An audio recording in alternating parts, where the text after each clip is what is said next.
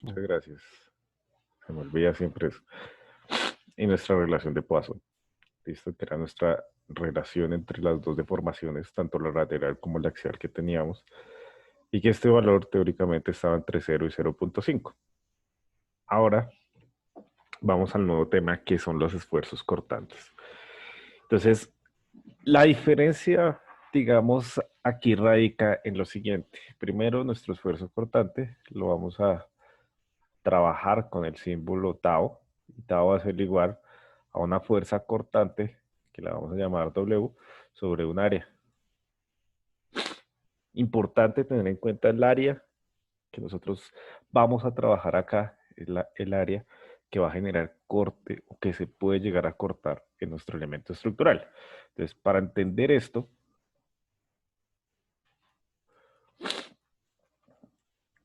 pongámosle carga o fuerza cortante.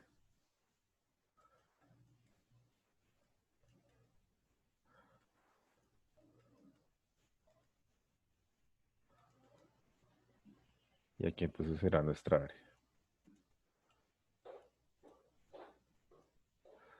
Pongámosle área de corte. Y cuando hablamos o hacemos referencia a nuestra área de corte, nuestro esfuerzo cortante tau hará referencia a esto cuando vemos un sistema como esta polea que estamos viendo en nuestra presentación.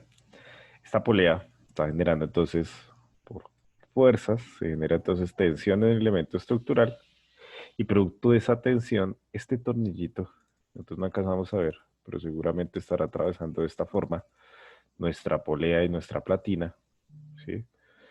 Va a generarse entonces efectos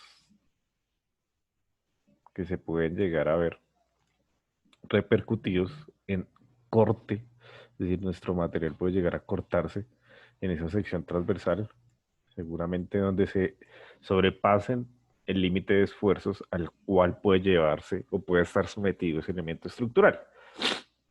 ¿Nosotros dónde vemos esto? Esto lo vemos seguramente en conexiones pernadas, en conexiones atornilladas, en estructuras metálicas. Este es el ejemplo típico que nosotros podemos encontrar para poder representarlo y entender ese comportamiento a que hace referencia. Sin embargo, aquí vamos a ver que se tratan dos conceptos, el esfuerzo de corte, qué pena con ustedes, el esfuerzo de corte y el esfuerzo de carga promedio, un esfuerzo de una presión, un esfuerzo normal, que es el que tenemos ya, que habíamos definido con nuestro valor sigma. Entonces, para poder diferenciar esto acá, nosotros lo único que tenemos que tener en cuenta es esta área. Esta es el área que puede llegar a cortarse producto de la acción de mi fuerza V.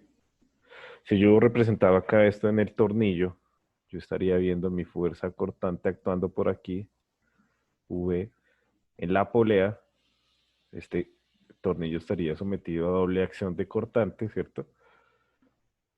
Producto de esa tensión que se está generando en mi elemento estructural. Creo que si yo lo dibujo de esta manera, pues estaría generando la reacción. Más bien lo que tendría que ver acá sería es mi corte, ¿sí? Que está actuando en dirección a mi carga P, que es la que se estará generando tensión a partir de este elemento estructural. Entonces esas dos fuerzas van a generar no solamente el esfuerzo de carga que tengo acá, para poder simbolizar ese esfuerzo de carga, nosotros decimos que es nuestro sigma sobre una fuerza por un área. Y esa área vamos a llamarla un área P o área proyectada. ¿Y por qué área proyectada? Porque yo tengo que proyectar esta superficie de contacto, que es mi polea, en qué longitud y qué área estaría afectando, que es lo que genera un esfuerzo de soporte, un esfuerzo de carga, un esfuerzo normal sobre mi tornillito. Pero a su vez, la acción de una carga W puede llegar a generar una cizalladura en este elemento estructural. Si nosotros miramos la siguiente diapositiva,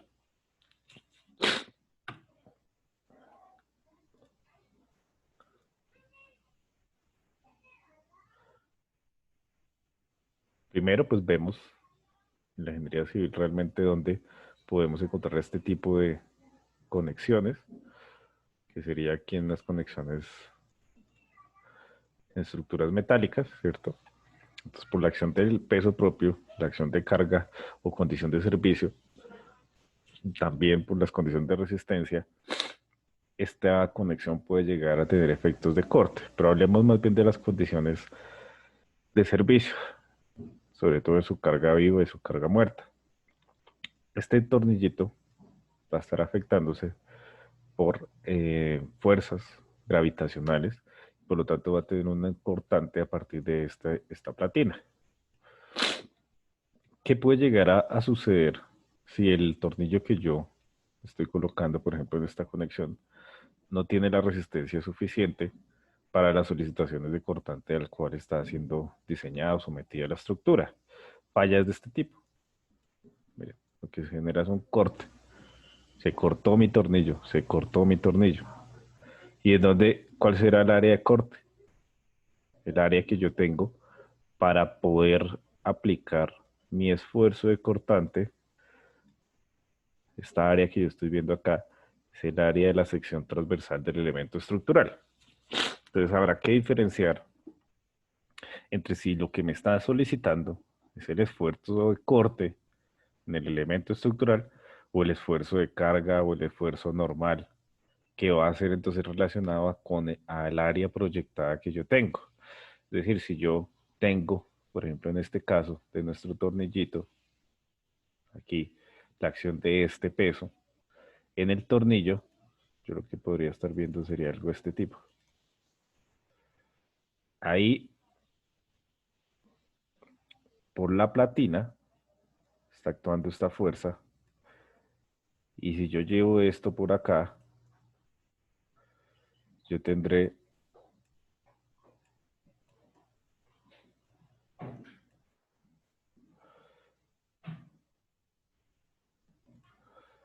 un área proyectada, ¿sí?, sobre mi pernito, sobre mi tornillo, el cual se está generando un esfuerzo de soporte o un esfuerzo de carga.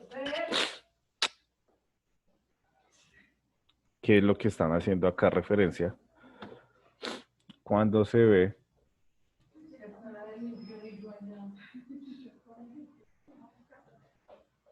cuando estamos aquí hablando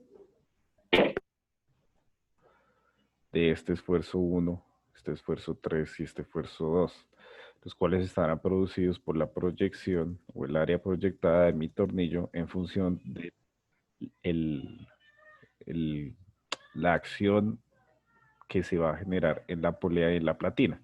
Entonces aquí lo que tengo que evaluar es esta área, que es el área proyectada para mis esfuerzos de carga, ¿cierto? Que es lo que tengo acá, que es producida por esta carga axial P de tensión. Entonces, tendré un esfuerzo de carga y un esfuerzo cortante en mi elemento estructural y la diferencia será las áreas en las cuales yo voy a trabajar. Porque finalmente, bien sea P o V, van a ser cargas que se van a ver representadas en el sistema. Ahora, en este sentido, cuando yo estoy generando la tensión de izquierda a derecha en mi polea y en mi platina, lo que estoy viendo es que esta carga P no solamente estará generándose en esta sección, sino también abajo, producto de la polea que tiene una doble superficie de contacto con mi tornillo. Quiere decir que mi cortante, en este caso, va a ser diferente de P. ¿Por qué razón? Porque este P se va a estar distribuyendo en dos secciones de mi polea. Es decir, mi cortante en este caso va a ser igual a P medios. Así como en este sentido.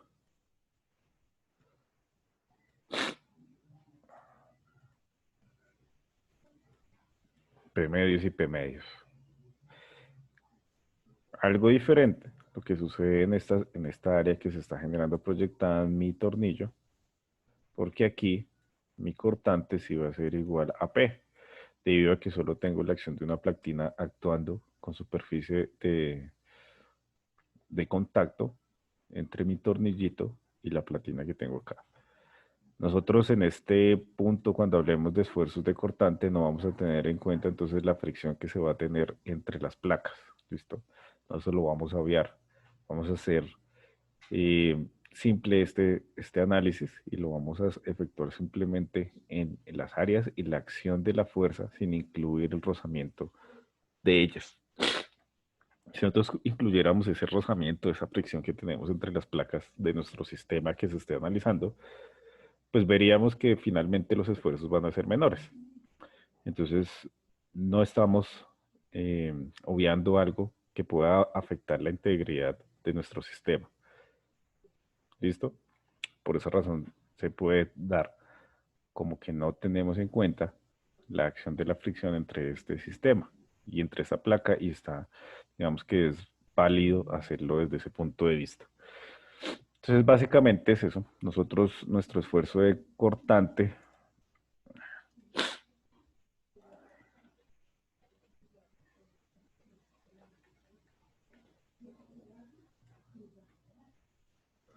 nuestro esfuerzo de cortante,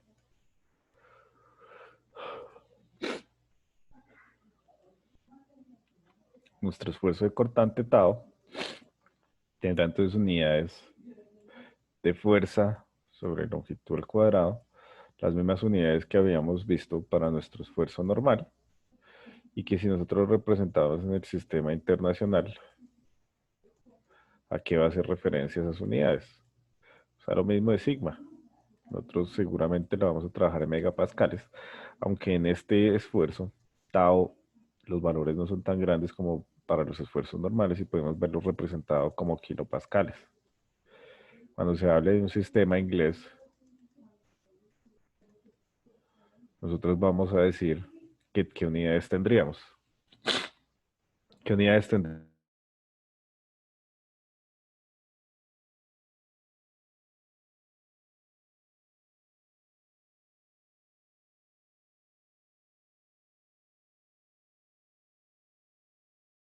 ¿Qué unidades podríamos tener nosotros en el sistema inglés, muchachos? ¿Los patrones? ¿Verdad? KSI, ¿Kilolibra? ¿Kilolibra? Los KSI, los kilolibras, Los ¿no? Libras. Libras sobre pulgada. Kilolibra. KS6 o PS6, ¿cierto? Seguramente esto es lo que vamos a ver representado. Aquí sí pueden estar, sobre todo lo que son PSI, porque esta unidad de medida o los esfuerzos cortantes van a tener una magnitud más pequeña con respecto a lo que veíamos en los esfuerzos normales. Entonces no vamos a tener este tipo de problema. Eso será entonces la posible falla que se puede dar en estos elementos estructurales. Y si nos damos cuenta, pues no se genera un aumento en su sección transversal, o se genera una reducción, dependiendo si esa tensión a compresión como veíamos en el esfuerzo normal, sino que aquí simplemente tenemos la acción de un corte, corta el elemento estructural. Y esa es la manera de diferenciar, digamos, entre los esfuerzos normales y los esfuerzos cortantes. Obviamente, en una viga, cuando nosotros vemos una viga de concreto, por ejemplo, cuando va a fallar por la acción de esfuerzos cortantes, nosotros lo que vemos es un esfuerzo o una grieta, seguramente cerca a sus zonas de apoyos, donde esa grieta tiene un aproximado de unos 45 grados. Y si está cerca al apoyo, es decir, a mi columna, este sería mi apoyito, entonces yo puedo asociar ese tipo de fisuración o grietas que se están generando en mi concreto a esfuerzos cortantes en el elemento estructural. ¿Listo?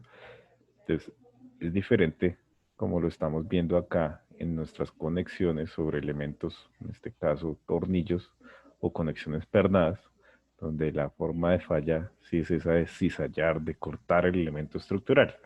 Cuando se presenta una viga de concreto, la inclinación típica es a 45 grados. ¿Y por qué a 45 grados? Porque allí a 45 grados es donde tenemos nuestro esfuerzo cortante máximo, con ese ángulo de inclinaciones que se presenta. Y aquí entonces, ¿qué hacemos nosotros en el caso de las viguitas de concreto? Pues lo que vemos todos en las obras es que colocamos unos estribos o flejes, ¿sí? Para evitar que esa grieta llegue a sobrepasar una altura que es el eje neutro de esa sección. Entonces, eso es lo que hacemos para poder, digamos, tratar este tipo de esfuerzo y que nos genere problemas. Entonces, uno lo que hace es diseñar simplemente una separación entre esos estribos para evitar que esa grieta supere el eje neutro y llegue aquí donde se está generando compresión en mi concreto, a diferencia de la parte inferior que estamos en tensión, producto de las cargas de servicio. Eso lo vamos a ver seguramente un poco más adelante, cuando hablemos ya de los esfuerzos aplicados en vigas, pero es para que entendamos que no quiere decir que, por ejemplo, en un elemento de concreto vamos a tener este tipo de fallos. ¿Listo? Sí, señor.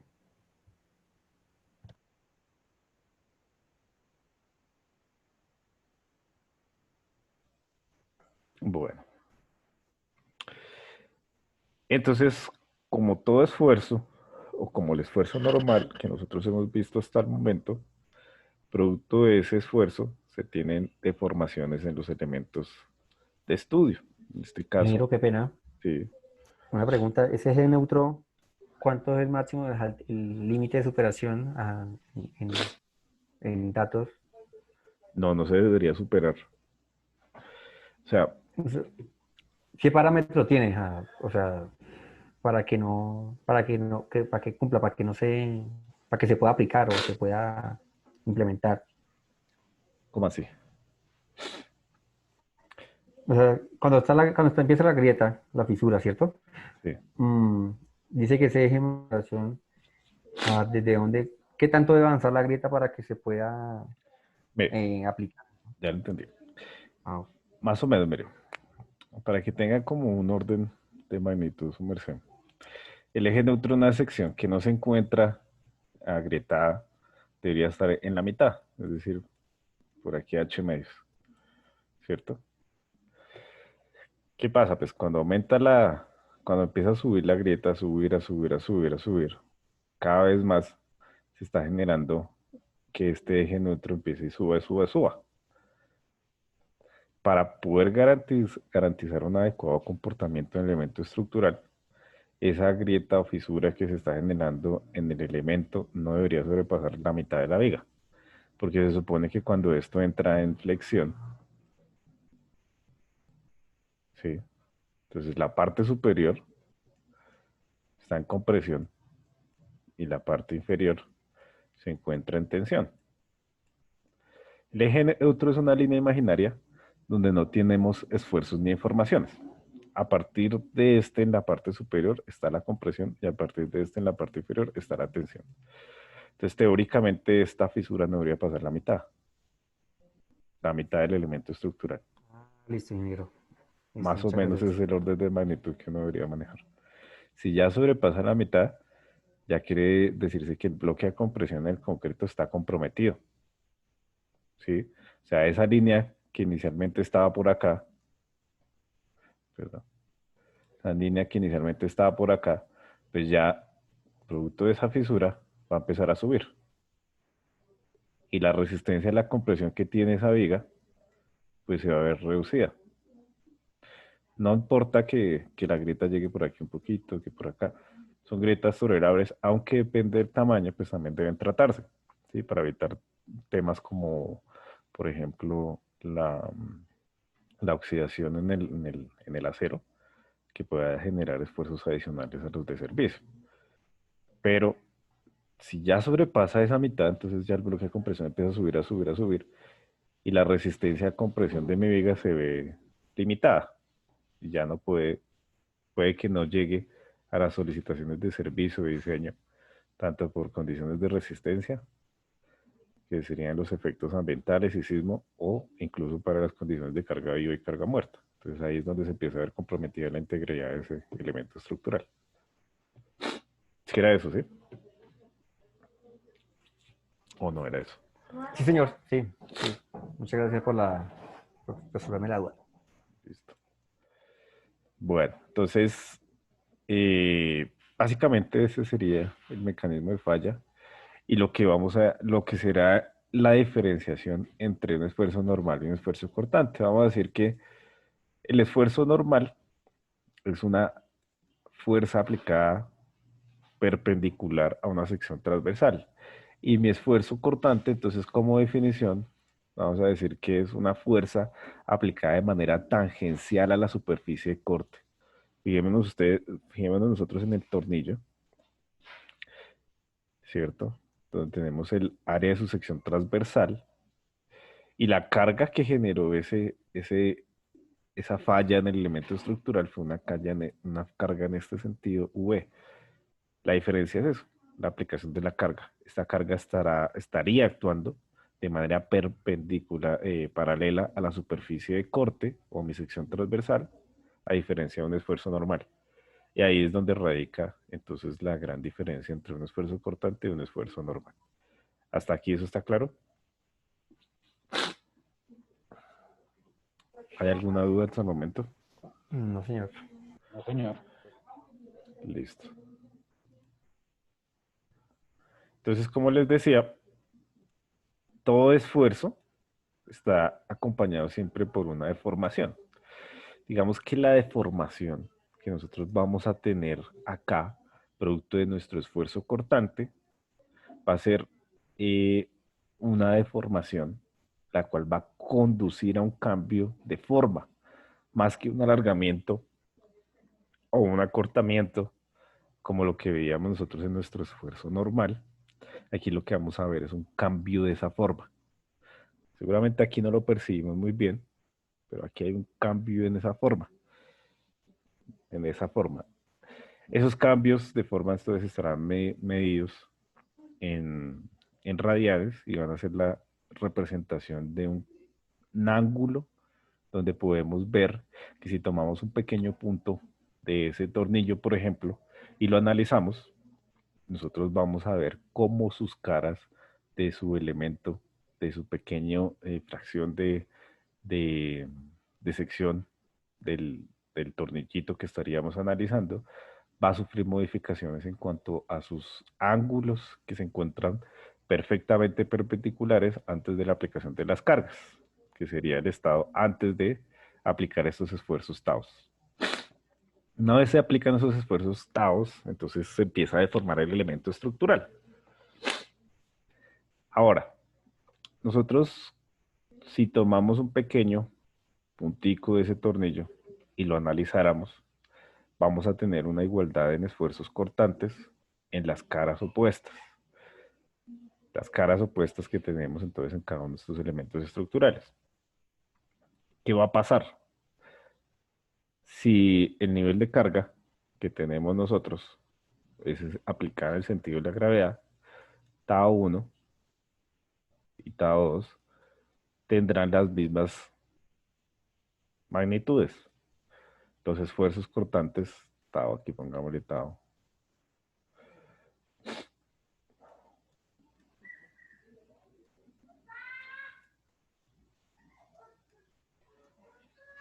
tau 1 y tau 2 tendrán la misma magnitud, pero en cada una de las caras opuestas tendrán dirección contraria.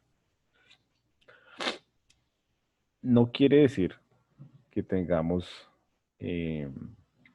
esfuerzos de valores positivos y negativos en las caras opuestas.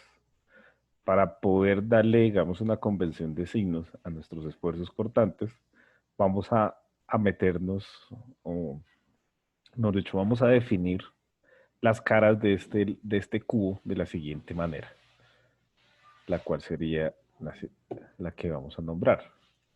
Vamos a decir que si la normal en la cara de mi sección transversal se dirige hacia un elemento o hacia un eje positivo de los ejes coordenados que tenemos nosotros aquí, X, Y y Z, pues vamos a decir que es una cara positiva.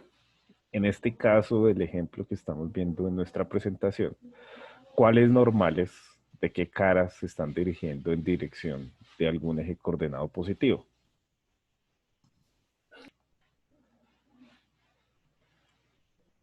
¿Cuáles caras? ¿Cuáles La caras de cara, ese cubo? la cara, La frontal, no, vamos a ponerlo acá, la sería la superior, frontal, ¿cierto? O sea, Frontal, superior Frontal, y... esta sí. ¿Y derecha? La superior Ujú. y la derecha, ¿cierto? Derecha, sí. La lateral, sí. Eso. Esas serían, entonces, lo que estamos con un círculo morado serían mis caras positivas, ¿sí? Caras positivas. Ahora, lo que tenemos con un círculo en verde son caras en las cuales su normal se va dirigiendo en sentido de los ejes coordenados negativos, bien sea de X, Y o Z. Entonces, estos serán caras negativas. Mi convención de signos me dice lo siguiente. Si en las caras que yo tengo valores positivos, mi esfuerzo se dirige en el sentido de un eje coordenado positivo, es decir, veamos esta cara superior que estoy señalando acá. ¿Sí? Esta cara superior Tau 2 está dirigido en dirección en dirección positiva de mi eje X. Quiere decir que mi valor de esfuerzo es positivo. ¿Listo? Si en una cara positiva el esfuerzo se dirige en el sentido de un eje coordenado positivo, la magnitud del mismo será positivo. ¿Sí es claro eso? Sí, señor. Sí, señor. Sí, Listo. ajá, Tao 1 y Tao 2 son positivos. Exacto. Entonces, ahora, si en una cara negativa, que serían estas verdes, mi esfuerzo tau se dirige en el sentido de un eje coordenado negativo. Veamos el ejemplo de este costado, el ejemplo de la cara izquierda. Este tau que estoy viendo acá va dirigido en el sentido del eje negativo de Y. Si va dirigido en el sentido del eje negativo, en una cara negativa, mi esfuerzo es positivo. ¿Listo? Quiere decir que lo que estamos viendo en la presentación es un estado de esfuerzos positivos en cuanto a mis esfuerzos cortantes.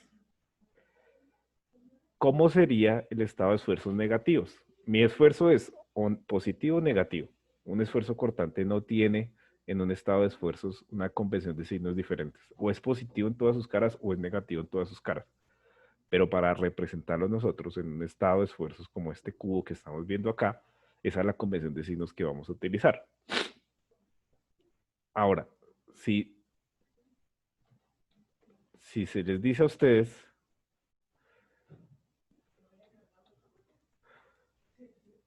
que representen un estado de esfuerzos negativo, ¿ustedes qué creen que va a cambiar? ¿Cómo sería la convención que nosotros vamos a trabajar?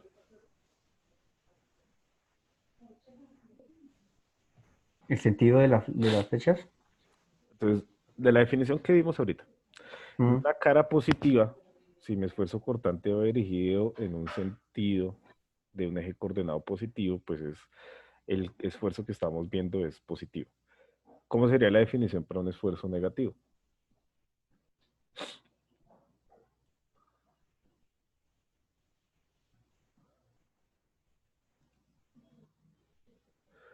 ¿Cómo sería? Entonces, una cara positiva. Ya sabemos que la cara positiva es aquella cuya normal está dirigida hacia un eje coordenado positivo, X, Y o Z. Por ejemplo, esta superior. Si yo quisiera ver un estado de esfuerzos negativos, lo que voy a tener es un esfuerzo actuando en sentido negativo en una cara positiva, ¿cierto? Positivo va a ser en función del tau que estoy viendo, y si yo viera negativo, entonces serán de dirección contraria. Lo mismo va a suceder entonces con mis caras, que sean caras negativas. Mi convención de signos me dice que si mi esfuerzo está actuando, entonces en dirección negativa de alguno de los ejes coordenados X, Y y Z, tendré un esfuerzo positivo, pero en dirección positiva para una cara negativa, mi convención de signos va a ser negativa. ¿Sí nos queda claro? sí, al opuesto a lo anterior. Todo lo positivo al contrario, para que sea exacto, negativo todo. O sea, exacto. las flechas que irían en sentido positivo las de las caras que están atrás. Sí, esto es cara, cara. Entonces, cara positiva será esta cara, ¿cierto? Esta cara y esta cara. Y cara negativa será esta cara y esta cara. Si es claro para todos,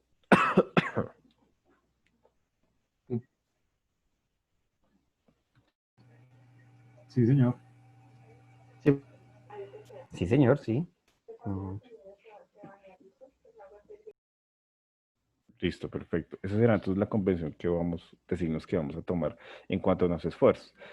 Y en cuanto a las deformaciones, va a ser dependiendo si se abren las caras o se cierran. Ya ahorita vamos a ver entonces un estado de esfuerzos deformado, una vez se aplican estos esfuerzos paralelos en cada una de las caras de ese pequeño estado de materia que estamos analizando, por ejemplo, del tornillo.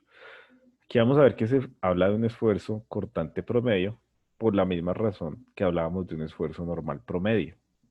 ¿Cuál era esa razón? ¿A qué le atribuíamos que nosotros estamos viendo un esfuerzo cortante promedio o que hablábamos de esfuerzo normal promedio? Ingeniero, una pregunta, qué pena. O sea, en ningún momento pueden ir las direcciones de las flechas, o sea, como están ahí el TAU 1 y el TAU 2, que están en sentido positivo, las contrarias no podrían ir al contrario, o sea, también en sentidos positivos. No, siempre va a ser ese orden, ¿sí? O negativo o Esto para un positivo, pero en la misma estado, dirección. esto es para un estado de esfuerzos positivo. Sí, eso. Si yo quisiera Pero entonces no pueden ir, no podría ir, por ejemplo, ese caso, como están ahí todo el TAU 2 y el TAU 1 positivo, las otras no pueden ir al contrario. No, no, nunca. sí, podrían ser negativas, que entonces sería que están actuando así, que están actuando así, que están actuando así y que está actuando así. Sí, sí, hasta ahí yo entiendo, listo. Las azules van en sentido positivo, las verdes van en sentido negativo. Pero no pueden ir revueltas, por ejemplo, No, no, no. las dos azules positivas. Ah, eso, Exacto. nunca, en ningún Nunca. caso. No. O Ah, es bueno, listo, listo. positivo el esfuerzo cortante o O es es negativo. negativo, pero no es combinado. Ah, bueno, listo, listo. Eso es Ah, eso, importante. eso. Ah, bueno, listo, muchas gracias. Sí. Bueno, O es positivo o es negativo.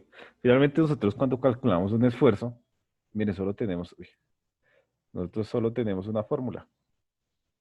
O este valor nos da o positivo o negativo. ¿Y de qué va a depender? El área nunca va a ser negativa. Va a depender es de mi fuerza cortante. Nosotros vimos que, por ejemplo, una viga simplemente apoyada, ¿cierto? Que tuviera una condición de cargas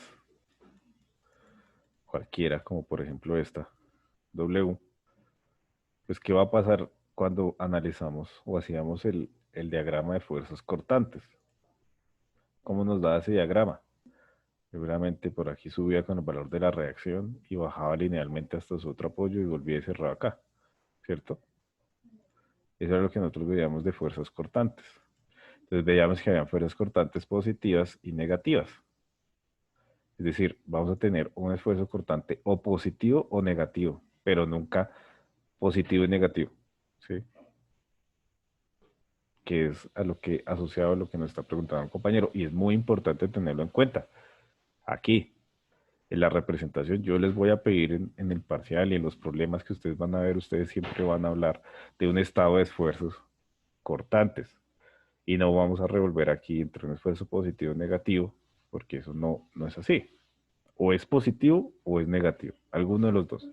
Y va a depender del punto de ubicación donde nosotros estemos analizando el elemento estructural cuando se está hablando, por ejemplo, de una viga. ¿Sí? Eso es lo que quiero que nos tengamos en cuenta y tengamos claro. ¿Sí es claro?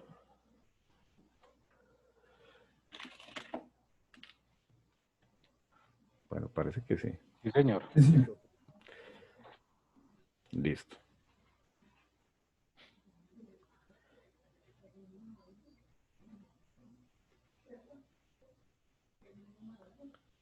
Bueno.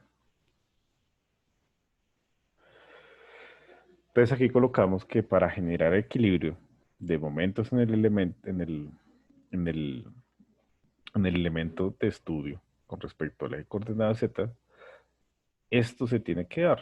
Tenemos que tener una igualdad en cuanto a sus magnitudes, ¿sí? Y la convención de signos nos sirve para poder generar ese equilibrio en el elemento. Si no tuviera igualdad de esfuerzos, entonces habría un momento con respecto al eje coordenado z. Y eso no lo tenemos para esa primera, para ese primer, eh, la primera aproximación que estamos viendo en cuanto a su estado de esfuerzo.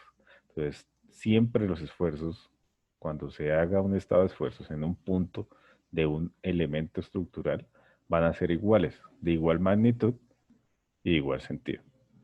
Entonces, como conclusión, podemos decir que los esfuerzos cortantes deben ser de igual magnitud y sentido contrario en las caras opuestas.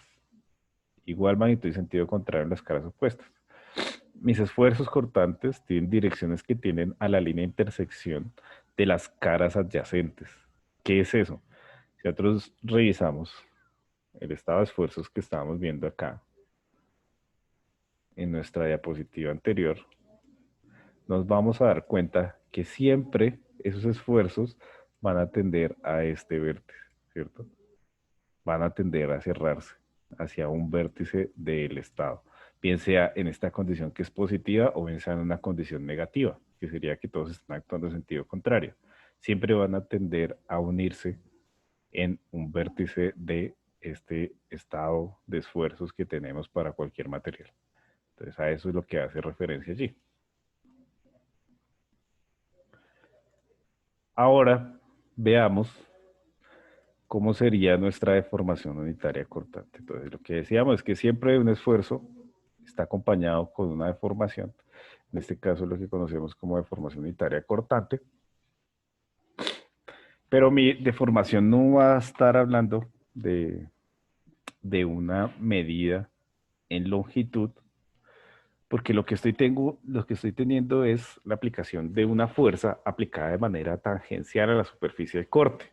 Entonces, cuando eso sucede y Tau actúa, lo que voy a tener es una deformación en sus caras. ¿Qué es esto? Esta es la deformación unitaria cortante. Y finalmente esa deformación va a derivar en cambios de ángulo, cambios de ángulo, cambios de ángulo, cambios de ángulo. ¿Sí? Quiere decir que mi deformación unitaria cortante va a ser un ángulo y su unidad de medida van a ser los radianes, ¿cierto? Va a ser un ángulo medido en radianes y que lo que nos indica es un cambio de forma en el elemento producido por la acción de esos esfuerzos o las cargas aplicadas de manera perpendicular a su superficie de corte. ¿Sí? Entonces, una deformación unitaria cortante es simplemente un cambio de ángulo, un cambio angular que produce cambio de forma en el elemento estructural. ¿Qué estamos viendo acá? O el ángulo puede reducirse en sus caras. Si nosotros nos damos cuenta, inicialmente esto tiene un ángulo de 90 grados en cada una de sus caras, ¿cierto? Y ese ángulo ya no es de 90, como tenemos acá, sino que se redujo. Hubo una reducción aquí y acá, ¿cierto? Aquí hubo una reducción en el ángulo de esas caras. Cuando eso sucede, nosotros vamos a decir que por nuestra convención de signos, la deformación unitaria es positiva cuando se reduce el ángulo entre las dos caras positivas, o negativas cuando aumenta el ángulo entre sus dos caras, sea positiva o negativa. Entonces, ¿qué vamos a tener en cuenta? Pues nuestros esfuerzos, acompañados de esa deformación unitaria, van a producir un cambio de fórmula, un cambio de forma. Si este ángulo entre los dos lados de ese estado de esfuerzo se reduce, entonces vamos a tener como consecuencia una deformación unitaria positiva. ¿Listo? Pero si ese ángulo aumenta, entonces esta deformación unitaria va a ser negativa. ¿Listo? Va a estar entonces entre reducción positiva o aumento del ángulo es negativa. Y esas son las convenciones de signos que vamos a tomar para nuestra deformación unitaria cortante.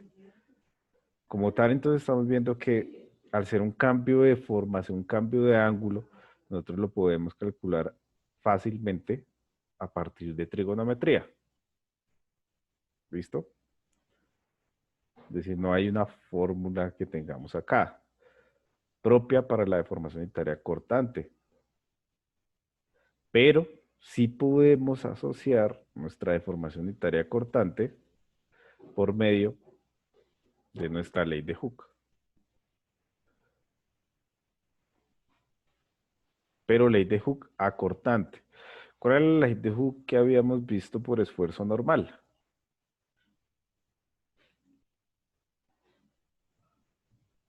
¿Cuál era la ley de Hooke que habíamos visto por esfuerzo normal? Ingeniero, qué pena. ¿Usted me puede dejar de ver un momento la diapositiva donde está la convención? La que mostró ¿La ahorita. anterior? Sí, ¿Esta o la anterior? esta. Que me confundí. Luego, si los ángulos se reducen, ¿no debería ser negativo? No sé, no. Mira, es que ahí dice que es positiva. Ah, bueno, sí, es positiva cuando se reduce el ángulo y negativa cuando se aumenta. Ah, listo, listo. Sí. Digamos que si uno lo ve así, es como al contrario de lo que normalmente uno pensaría, ¿cierto? Sí, ajá. Digo, al reducirse, pues yo lo Sería colocaría como negativa, negativo. exacto, O sea, pero no. me cago el parcial. Pero bien, bien. ¿Cómo dijo? ¿Que sé qué? Me, me cago el parcial, me lo No, tiro. man, sí. Sí, pero digamos que es como la concepción de manera contraria como nosotros tendríamos normalmente en nuestras cabezas. Nosotros decimos, si se está reduciendo, pues debería ser negativa, ¿cierto? Porque se reduce. Pero acá no. La deformación unitaria va a ser positiva, porque va a estar asociada a un cambio de ángulo que reduce el área. Reduce el área, no reduce ese ángulo, perdón. ¿Listo? Entonces la deformación es de reducción. Y cuando se aumenta el ángulo entre esas dos caras, bien sea positivas o negativas, ahí sí vamos a decir que nuestra deformación unitaria es negativa. Pero esto nos va a servir es más para que nosotros nos imaginemos o nos metamos en la cabeza ese valor a qué está asociado, a qué tipo de formación estará relacionado. Porque seguramente nosotros da un valor positivo o negativo, pero va a estar asociado a esa deformación que se está teniendo en su estado de esfuerzo. ¿Sí es más claro?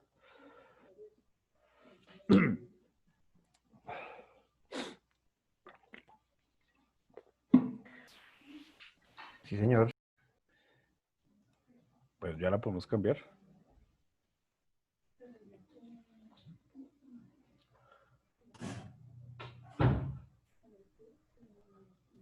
Profe, una pregunta.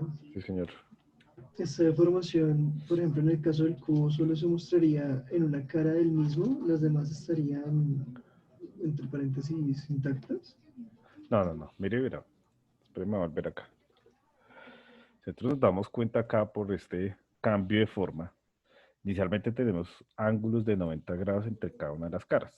Vamos a tomar como ejemplo este punto C y el punto R. ¿Sí? Ahora, una vez estos esfuerzos aumentan en su magnitud, esa carga empieza a aumentar, pues lo que esperamos es que este cubo, que está perfecto, pues se deforme.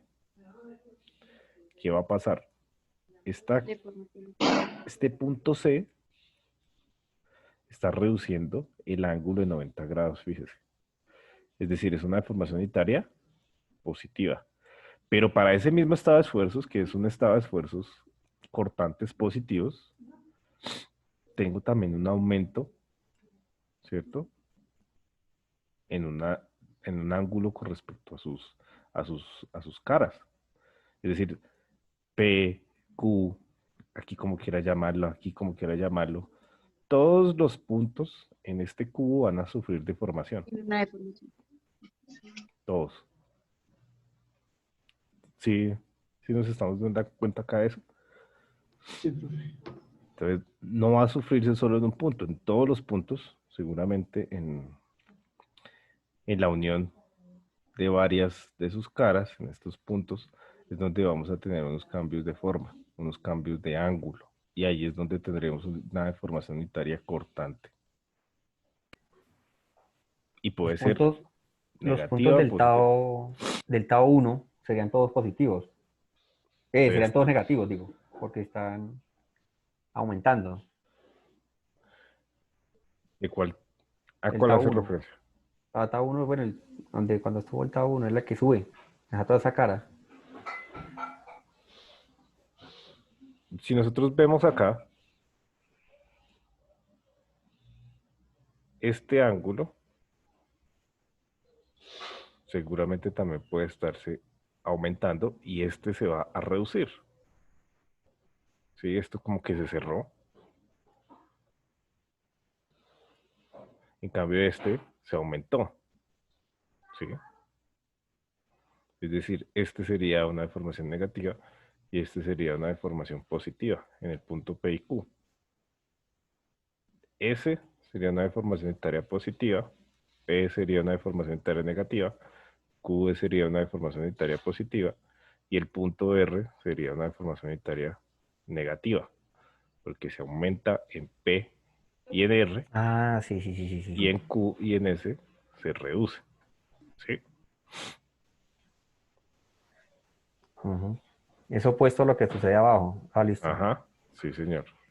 Porque estos valores de mis taos, es como si yo tuviera ahí un cubo de plastilina, imaginemos o tratemos de imaginar eso, y cojo y lo presiono hacia un lado y hacia el otro, y lo presiono hacia un lado y hacia el otro, pues ¿qué voy a tener? Si yo lo presiono para aquí y para acá, y en el otro sentido lo presiono para abajo, ¿cierto? Y para ese sentido, algo así sería la deformación que voy a tener yo. Aumento, ¿cierto? Reducción, aumento, reducción, aumento, entonces es negativo, y reducción, positivo. ¿Sí estamos viendo?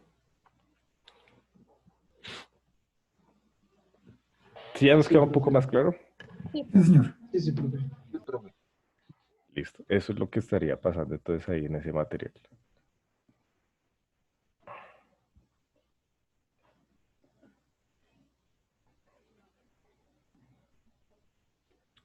Bueno, entonces hablemos de la relación que podemos llegar a tener en función a la ley que se va a presentar. De igual manera que en los esfuerzos normales, cuando hablábamos de esfuerzo normal, nosotros veíamos que a partir de nuestro grafiquito, donde relacionábamos entonces nuestro esfuerzo normal con la deformación unitaria, de allí nosotros derivábamos que, por ejemplo, en el acero estructural, de la zona lineal teníamos el módulo de elasticidad.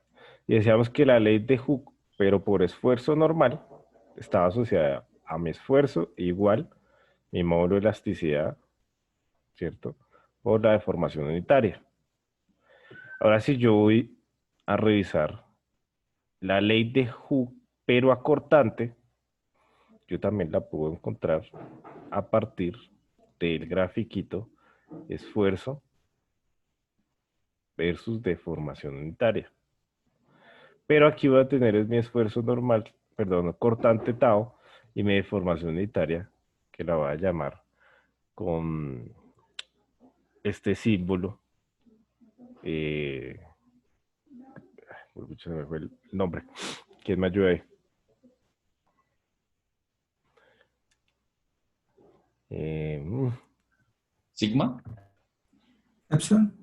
Epsilon, ¿no? no, este No. es epsilon. Este es Gamma, gamma, sigma, gamma, gamma, Ese error, ¿no? gamma, ¿no? gamma, ¿cierto? Con nuestra deformación unitaria, ¿listo? Pero acortante que la vamos a representar con este signo gamma, ¿listo? Y aquí nuestro gráfico estaría de esta manera. Tal vez vamos a tener una zona lineal, tal vez vamos a tener una zona de excedencia dependiendo del material. O lo que vamos a obtener es una zona lineal y un gráfico de esta forma. Depende del material que se esté ensayando. Pero siempre vamos a tener una zona lineal. Y a esa zona lineal podemos también calcular una pendiente, pero que aquí vamos a llamar mi módulo de rigidez. Módulo de rigidez.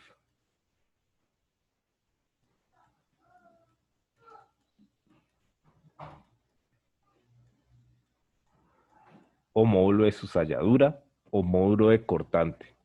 Cualquiera de esas formas o esos nombres lo podemos llegar a encontrar en los textos. Módulo de rigidez, cizalladura o de cortante.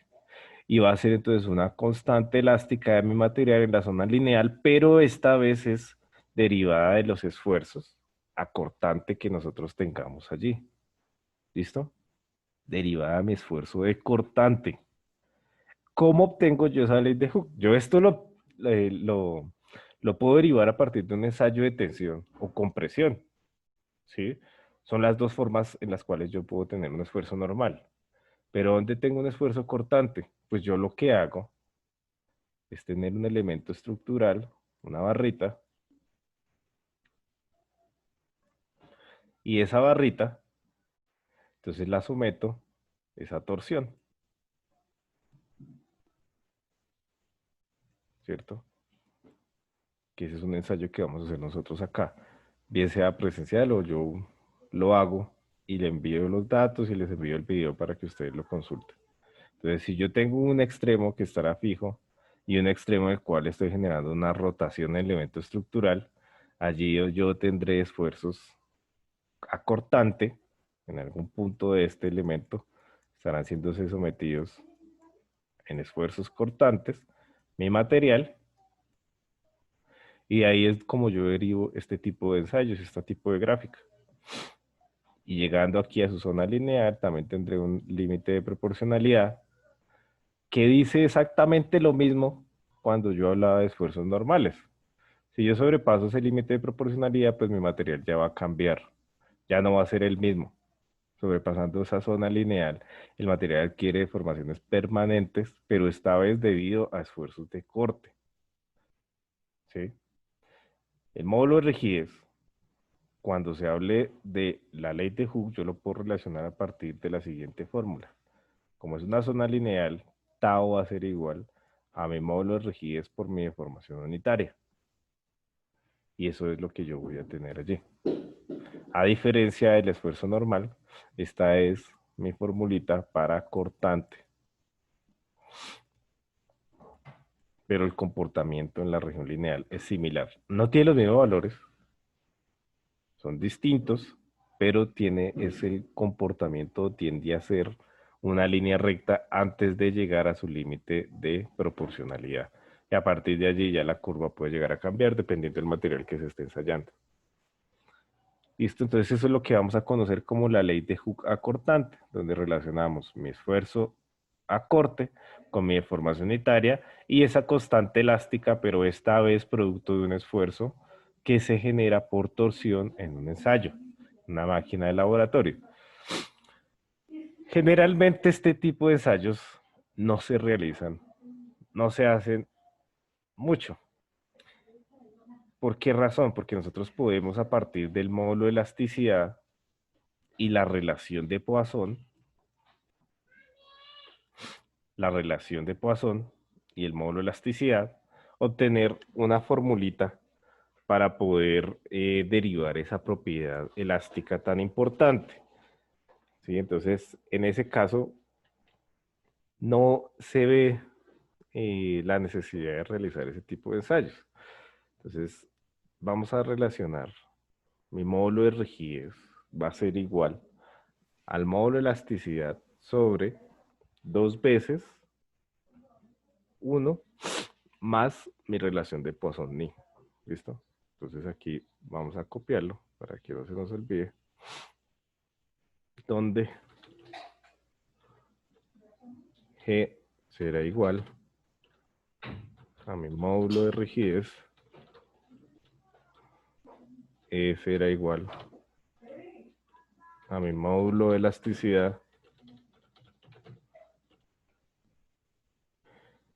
Y pongámoslo aquí entre paréntesis, ni, que ya sabemos nosotros a qué hace referencia, va a ser igual, entonces, a la relación de Poisson o Poisson. ¿Listo? Eso es a lo que hace referencia entonces las constantes que estamos viendo acá. Y aquí yo puedo, o bien sea de un ensayo de torsión y teniendo la relación de Poisson, derivar su módulo de elasticidad, o a partir del ensayo de módulo de elasticidad y de relación de Poisson, encontrar la constante de rigidez. ¿Listo? Entonces, por eso es que en muchas ocasiones este tipo de ensayos no se llega a realizar. Profe, una pregunta, ¿me repite el tau? ¿Tau es igual al módulo de rigidez por el qué? Por la deformación unitaria. Deformación unitaria, listo. Gamma es nuestra deformación unitaria. Ese va a ser el símbolo que vamos a utilizar nosotros para deformación unitaria. ¿Listo? Bueno, ¿hasta aquí hay alguna duda? ¿Alguna inquietud? No, señor, no. Bueno.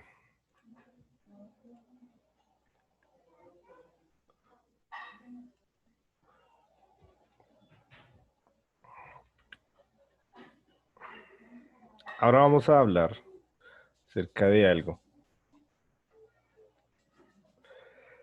que es nuestros factores de seguridad que nosotros debemos tener en cuenta en nuestras condiciones, en nuestros diseños. De aquí en adelante ustedes seguramente van a escuchar esta palabra de esfuerzos, factores de seguridad, cargas admisibles, esfuerzos admisibles y demás. Pero ¿para qué hacemos eso? En muchas ocasiones, como vimos, seguramente como les digo a los muchachos de análisis, nosotros vemos que en los libros todo es lo más cuadriculado, los edificaciones, los ejemplos, todo es como lo más sencillo o lo más fácil, como dicen a veces. El profesor explica lo más fácil, pero coloca lo más difícil en los parciales. O vemos que realmente esos ejemplos que tenemos en nuestros libros, en algunas ocasiones, no son lo que vemos en la realidad. ¿Sí? ¿Y eso a qué se debe? Porque lo que se estudia, lo que se conoce, lo que más se ha tenido investigación, son ese tipo de formas, son esas edificaciones cuadradas, son esas edificaciones que tienen, digamos, luces muy pequeñas.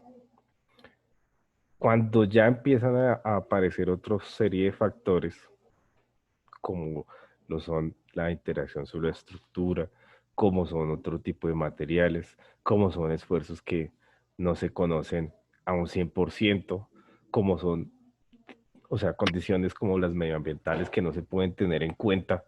No sabemos en qué momento viene un sismo, no sabemos qué magnitud.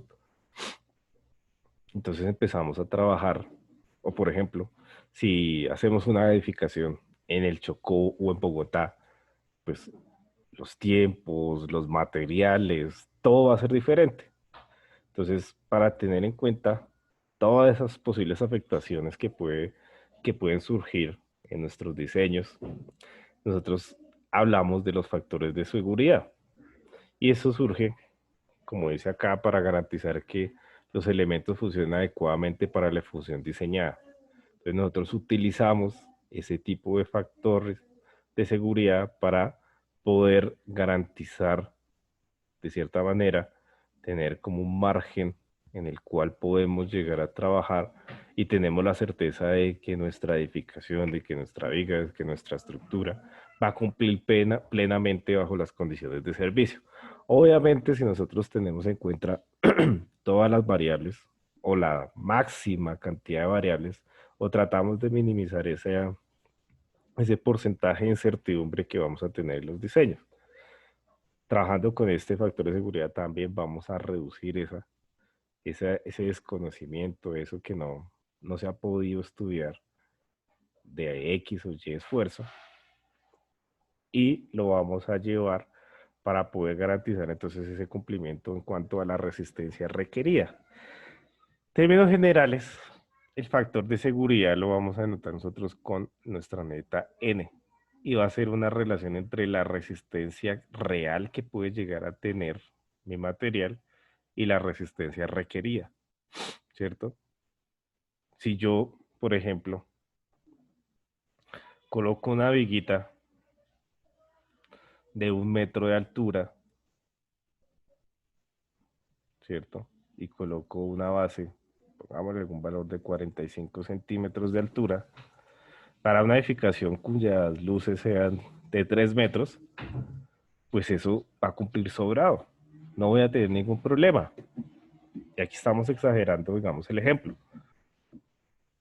Es decir, voy a tener un factor de seguridad muy alto, porque la resistencia real es altísima y la requerida pues es baja con respecto al uso que se le va a dar en una vivienda normal, en una vivienda de uso residencial. Pero eso en qué va a verse repercutido. Yo no puedo tampoco diseñar y sobredimensionar los elementos estructurales por varios factores. Y sobre todo aquí pesará mucho el factor económico, ¿sí? Yo puedo hacer lo que quiera en un diseño, pero la idea cuando yo diseño es que seleccione los materiales, seleccione las dimensiones, para poder garantizar una estabilidad en esa estructura, pero que el costo sea adecuado. Entonces, tendré un factor de seguridad elevadísimo. Pero si más bien yo ya no diseño para esa luz de 3 metros una viguita de ese tipo, sino más bien digo, no, pero si eso me está cumpliendo sobrado ante mi solicitación de esfuerzos, para una luz de 3 metros, pues yo puedo diseñar una viguita más pequeña. Sí, no sé, pongámosle aquí unos 20 centímetros y de altura que esto tenga 30 centímetros o 35 centímetros. Ah, bueno, entonces cumple con la misma función, garantiza una estabilidad en función de la resistencia requerida y la real que puede aportar este elemento de viga para una luz de 3 metros para una vivienda residencial.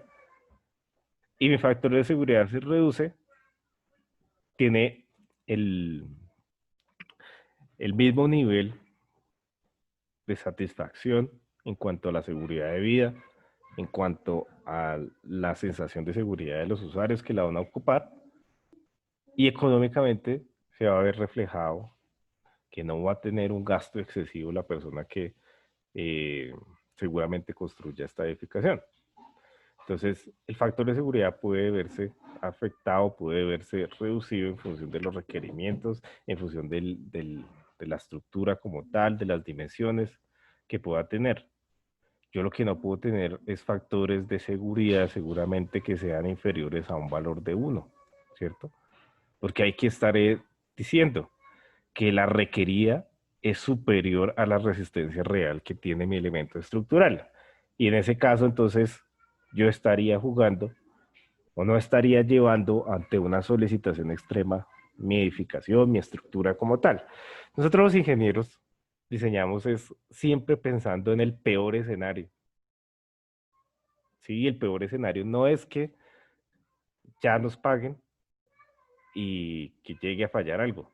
El peor escenario es que venga un sismo de una magnitud considerable y pueda llegar a tener afectaciones, daños severos y colapso en esas edificaciones, haciendo el caso de una unidad residencial o una vivienda residencial. Entonces nosotros no podemos decir que la resistencia esté siendo la misma que la real, ¿cierto? Ni que la requerida sea inferior a la real. Por eso nosotros tenemos valores mayores a la unidad. Entonces, ustedes van a ver, por ejemplo, cuando estén en sus códigos de diseño, cuando vean análisis y hablen de cargas, que nosotros tenemos factores de seguridad que van del 20 hasta el 60%, valores de 1, 1.6. ¿Sí? Cuando se hablan de estructuras. Entonces 0.2, 0.6 serán esos factores que acompañarán a la unidad cuando se hablen, por ejemplo, de cargas muertas, cargas vivas. En función a lo que uno desconozca, estos factores de seguridad irán en aumento. ¿Sí? Por ejemplo, cuando uno tiene o cuando diseña flexión una viga que solamente sometida a los efectos de la flexión, un elemento estructural, pues aquí uno tiene un factor de seguridad muy bajito, porque este es el esfuerzo que seguramente más se conoce. Ahora, si se está hablando de factores de seguridad para mis esfuerzos de cortante, ahí yo voy a tener factores de seguridad más altos. En función del conocimiento o desconocimiento que se tenga, voy a tener factores de seguridad más elevados. Es decir, cuando yo tengo factores de seguridad seguramente de 5, 6 o cercanos a 10, es porque más brechas hay por cerrar en la investigación, más hay por conocer de esos comportamientos. Por ejemplo, en geotecnia, en algunas ocasiones se tienen factores de seguridad elevados, porque es muy complicado prever ciertos escenarios.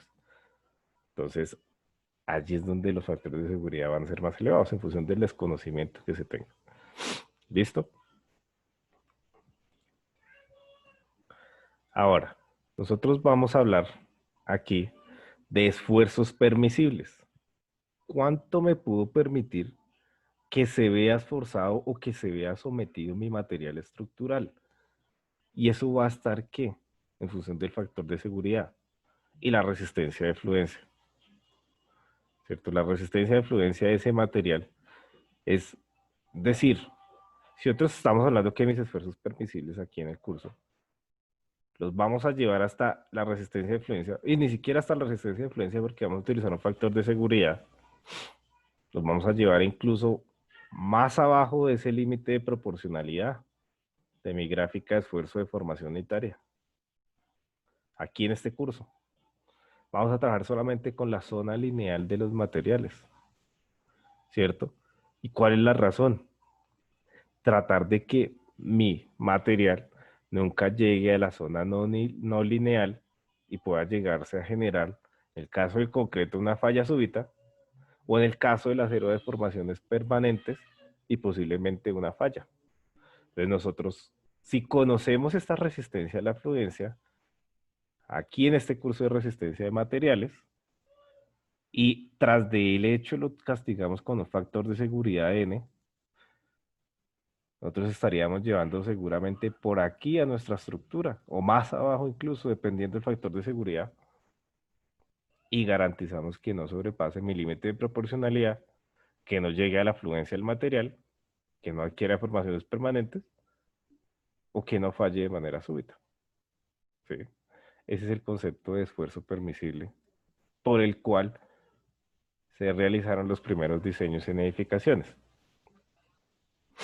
Aunque si nos vamos más atrás y vemos esos diagramas de esfuerzo de formación unitaria, nos vamos a dar cuenta que prácticamente o casi todo el comportamiento del material se llega a desenvolver en la zona lineal.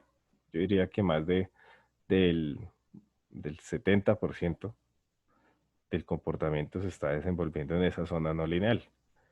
Entonces estaríamos perdiendo unas grandes capacidades y estaríamos derivando en secciones más robustas. Eso fue lo que finalmente tumbó este método de esfuerzos permisibles. Nosotros lo vamos a ver acá desde el punto de vista de la concepción, para que ustedes se lleven unos valores para que empiecen a tener órdenes de magnitud y para que empecemos a ver en qué posibles escenarios se puede llegar afectado X o Y material. Pero realmente esto ya fue, digamos, fue la historia de cómo se empezaron a diseñar nuestras edificaciones. Ahora nosotros involucramos también esa zona no lineal en ese método que llamamos de resistencia última. Y lo que derivó es que de las edificaciones antiguas comparadas con las nuevas, tenemos unas secciones transversales, digamos, un poco menores en su sección, ¿cierto? No tan robustas y que económicamente pues, fueron más aceptadas. Y técnicamente también presentaron buenos comportamientos a nivel de solicitaciones extremas como un sismo. Pero esta fue la primera concepción que se tuvo. Si nosotros vamos, por ejemplo, a mi acero o a mi concreto o la madera, nosotros vamos a hablar del esfuerzo de excedencia de materiales metálicos, por ejemplo, o refluencia, pero en el concreto Ya vamos a hablar es de esfuerzos últimos, ¿listo? Y vamos a tener que diferenciar entre esfuerzos normales y esfuerzos cortantes para hablar de esfuerzos permisibles en función de los factores de seguridad. Los factores de seguridad N1, N2, N3 y N4 que estamos viendo acá, quiere decir que el factor de seguridad que usamos para flexión no es el mismo que utilizamos para cortante, ni en materiales metálicos, ni en materiales frágiles como mi concreto o mi madera. ¿Listo? Eso es a lo que hacemos referencia acá. Entonces, depende de esos niveles de carga a los que pueda llegar a verse sometido el concreto, nosotros lo vamos a utilizar para hablar de esfuerzo permisible. Y el esfuerzo permisible es hasta dónde queremos permitirle a ese material que llegue seguramente durante su vida útil.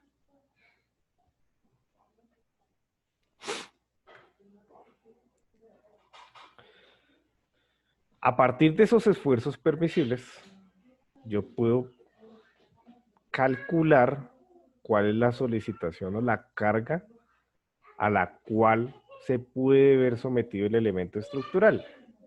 Conociendo ese esfuerzo permisible y conociendo su área, yo puedo llegar a permitirme ver esto.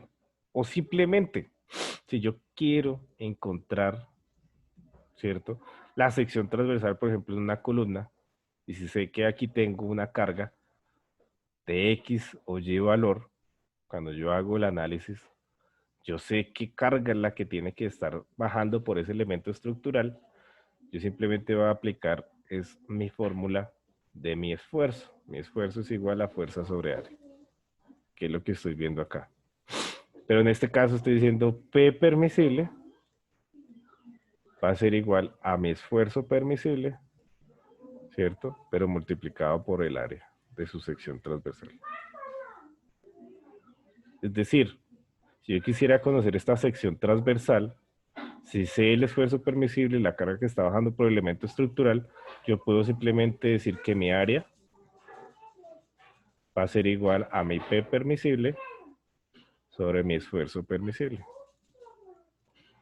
Y de eso podría estar predimensionando, por ejemplo, un elemento estructural en función de la condición de servicio y en función de mi material, hasta dónde quiero llevarlo, ¿cierto?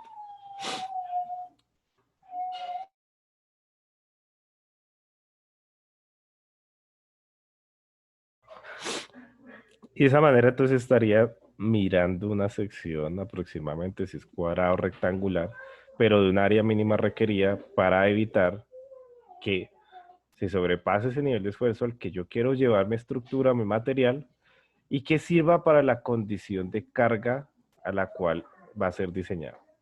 Entonces, pueden ser o cargas axiales o cargas por cortante directo. En ese caso estaríamos hablando de si es de cargas axiales, es carga, tensión a compresión, como vimos que teníamos en el elemento estructural, que podía ser entonces una carga de tensión o una carga de compresión, y este término axial lo asociábamos a que tiene que ser una carga que está aplicada en el centroide de su sección transversal, ¿cierto? Por eso lo llamamos carga axial, y que genera o tensión o compresión. Es decir, si genera tensión o compresión, estaríamos hablando del esfuerzo normal sigma. Y mis cargas por cortante directo entonces estarán aplicadas o relacionadas con el esfuerzo cortante permisible que puedo tener el elemento estructural. ¿Listo? Hasta aquí vamos. ¿Hay alguna duda? Ingeniero, en la diapositiva anterior había un valor de U.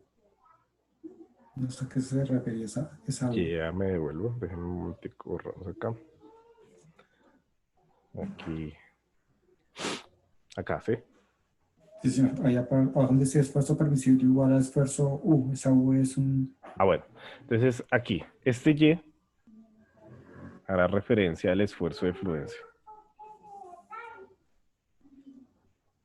¿El qué es el esfuerzo de fluencia? De fluencia. Y cuando veamos aquí el U hará referencia a mi esfuerzo último. ¿Listo?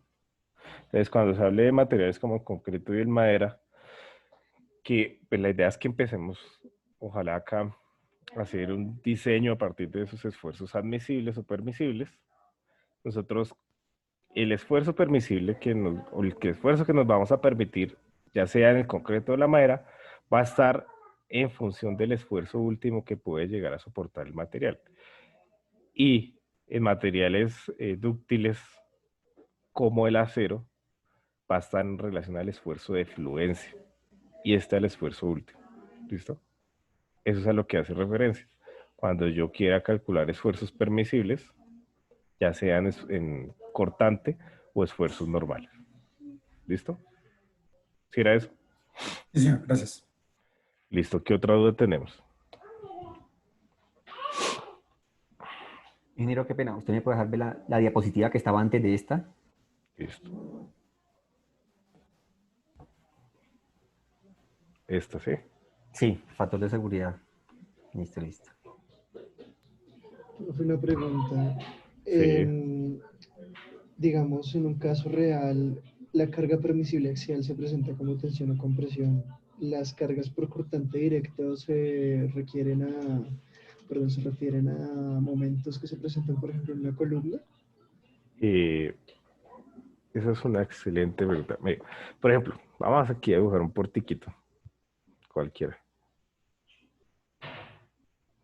Pero tenemos aquí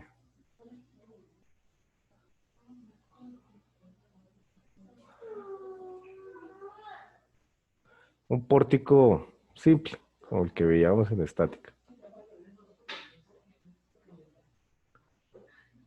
¿Cierto? Entonces, yo puedo tener cargas sobre mi elemento estructural, que serían cargas,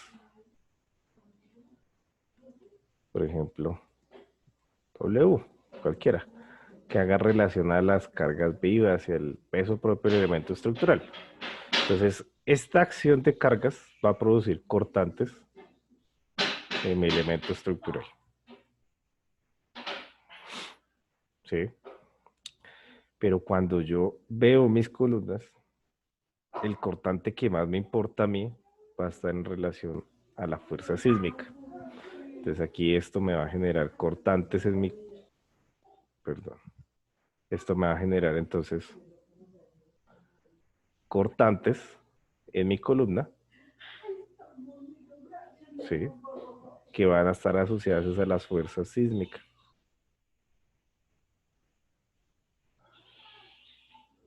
Obviamente también voy a tener aquí cortantes del sismo en la viga, pero en mi columna es donde más me va a importar. Por eso es que el tipo de fallas se van a generar en esas uniones, porque allí es donde voy a tener las mayores concentraciones de fuerzas cortantes por la acción de un sismo en los nodos. Y allí es donde más me interesa seguramente colocar esos estribitos con una distancia inferior que en la parte intermedia para ese tipo de solicitación. Sí, ya digamos que viéndolo aplicado ya a la parte real y que ustedes van a ver esa concepción y ese diseño en estructuras de concreto en su curso, pero en términos generales es de esa manera. Ya visto a una estructura, a una solicitación extrema como un sismo. Vale, listo, profe, gracias. Sí, iba a eso la pregunta, ¿cierto? Sí, señor. Sí, señor. Gracias. Bueno, ¿qué otra duda le surge?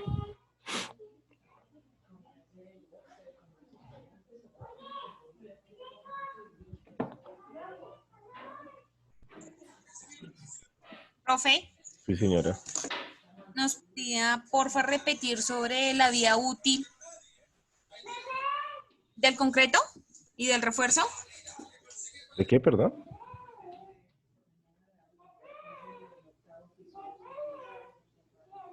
¿Me puede repetir de qué? Le escuché de la vida útil. decía que la vida útil del concreto y del refuerzo, de concreto, algo así, vida útil del concreto y del refuerzo. Creo que lo entendí. Yo qué dije eso. Estoy dopado con pastillas y No hoy sé, estoy... yo también quedé como perdí un poquito. Pero no sé si yo hablé de eso. Yo no sé. No, profe. Yo no escuché. Yo tampoco escuché. O nos puedes repetir la pregunta, de pronto fue que te entendimos mal. ¿O a qué haces referencia más bien?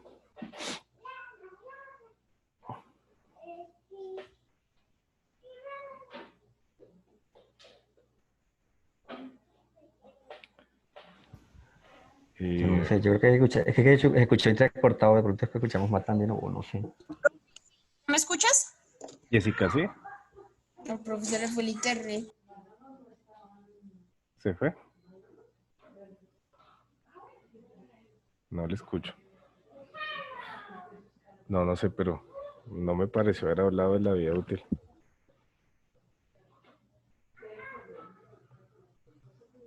¿Qué otra duda tienen, chicos? Ya esto lo podemos pasar, ¿cierto? Una pregunta en cuanto, digamos, a las viviendas de interés social que hacen en endovelas, ¿qué comportamiento tendrían estas viviendas? ¿Qué comportamiento tienen? Pues es que depende.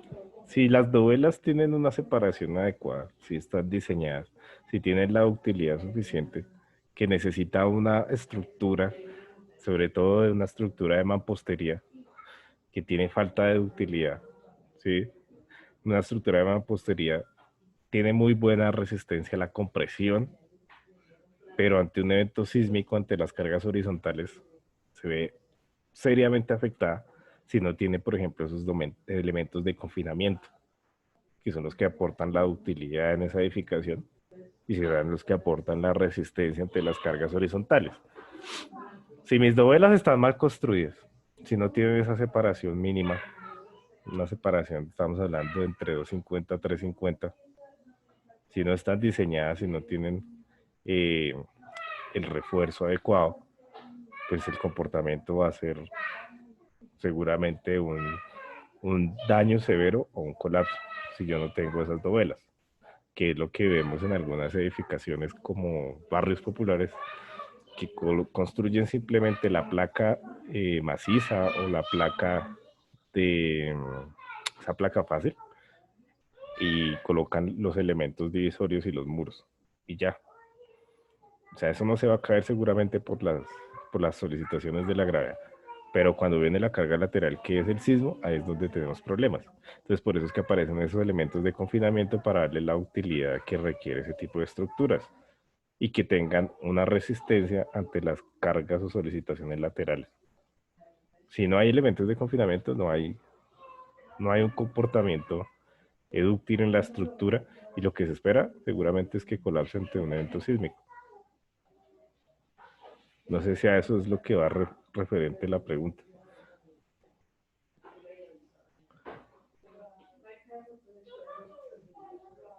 Sí, profe. Gracias. Pero sí, o sea, en eso lo que hay que tener, digamos, mayor cuidado es que los elementos de confinamiento se estén diseñando en función, obviamente, de la fuerza sísmica y de la altura del entrepiso, que tengan una separación adecuada. La norma le dice a uno que hasta máximo 4 metros puede tener, pero eso va a depender de la altura de entrepiso de la edificación y la altura total de la misma. Es lo mismo una edificación de 2 pisos que de 4. Incluso la NC Revisa, usted le restringe el uso, por ejemplo, acá en Bogotá, hasta alturas máximo de 12 metros. Y a veces uno ve ese tipo de estructuras en algunos barrios con edificaciones de 5 o 6 pisos, con ese sistema estructural, y eso no está permitido. Hasta 12 metros es lo máximo. Pero entonces ya 12 metros la separación entre las dovelas ya no son los mismos 2,50, 4 metros que se tenían en el primer piso, sino deben ser más reducidas. Tiene que dar más ductilidad a la edificación. Entonces depende de esos factores básicamente. Bueno, ¿hay alguna otra pregunta? ¿Y la chica será que se pudo conectar? No pude identificar quién era la que estaba haciendo la pregunta. Creo que era Jessica. Jessica Moreno, ¿no era?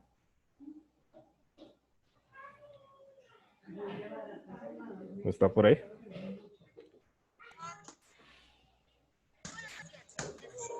Profe, sí, es que me está molestando el internet. Sí, no se te escucha bien, se te cortó otra vez. Bueno, por hoy vamos a dejar hasta acá, muchachos. Entonces el día jueves lo que vamos a hacer es ejercicios de aplicación de esfuerzos cortantes. Y el día sábado ya estaremos a hablar de lo que son los miembros cargados axialmente. Listo, ingeniero. Bueno, muchachos. Muchas gracias. Nos Gracias, vemos el profe. jueves. Hasta sí. Profe, hasta luego. Para Chao. que cuide esa gripa. Sí, hermano. Ojalá que no sea nada raro.